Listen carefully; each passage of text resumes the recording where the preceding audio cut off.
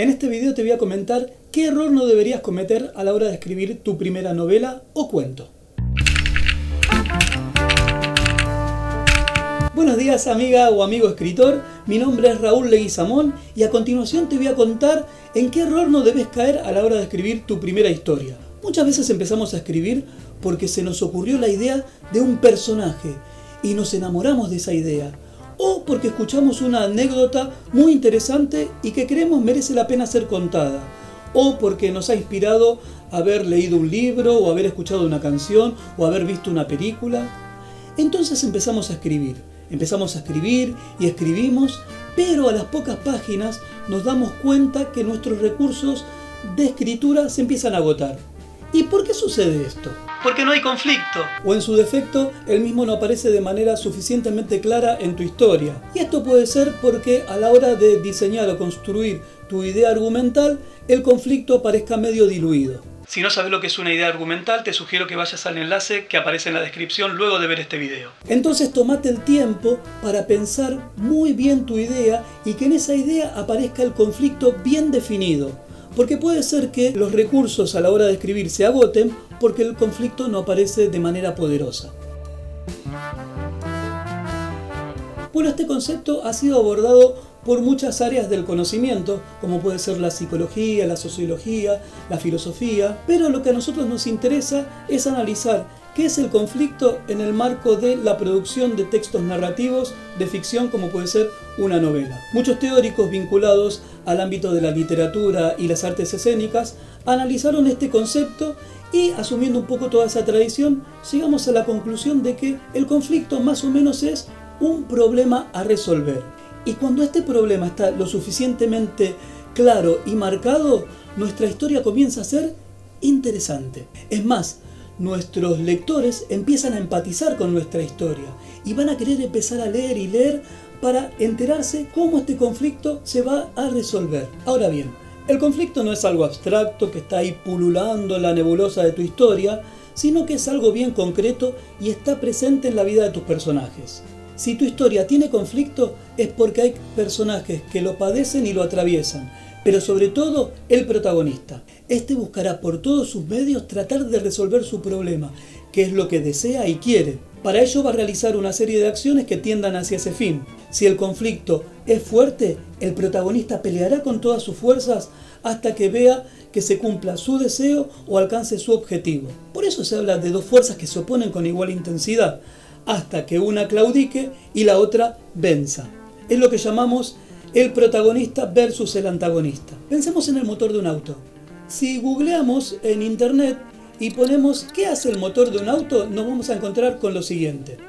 El motor transforma la energía de combustión interna, la eléctrica o la combinación de ambas, en energía que permite generar un continuo impulso mecánico cuya fuerza hace girar las ruedas para que el coche pueda desplazarse. De igual manera, el conflicto para nosotros es esa fuerza interna que moviliza tu historia, que hace que tu historia se desplace a través de los personajes. Por lo tanto, sin conflicto no hay historia, o por lo menos no hay una historia entendida en el modo clásico. Tal vez sea entonces un conjunto de palabras que nos van a llevar quién sabe a dónde. Cuando se habla de conflicto se suele hablar de punto de inflexión, de momento de cambio. En este orden, el poeta y dramaturgo alemán Bertolt Brecht nos refiere que la crisis, para nosotros el conflicto, es cuando lo viejo no acaba de morir y lo nuevo no acaba de nacer. Y esto nos proporciona otra nota sobre el concepto de conflicto, que es su carácter transitorio.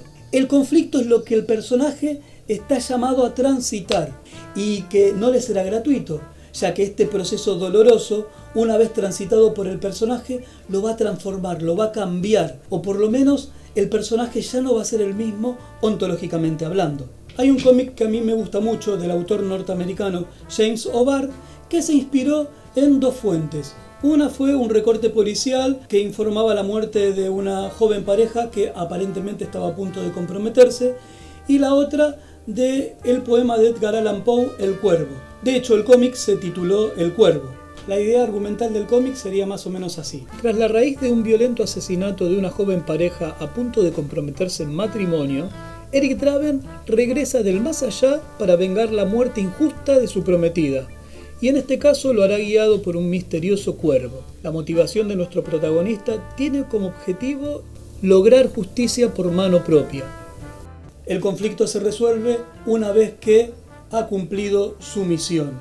Ya el personaje no será el mismo, sino que ahora su alma estará tranquila, es decir, descansará en paz y podrá volver a la tierra.